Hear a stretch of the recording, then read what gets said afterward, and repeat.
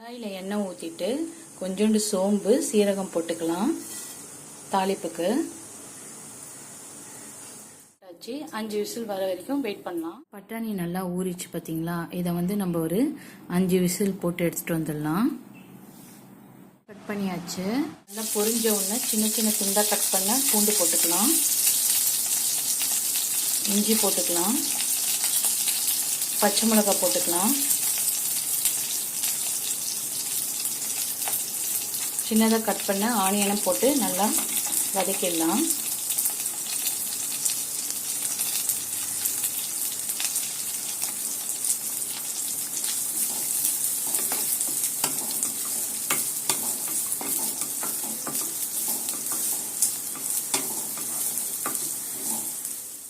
வதங்கிடுச்சு.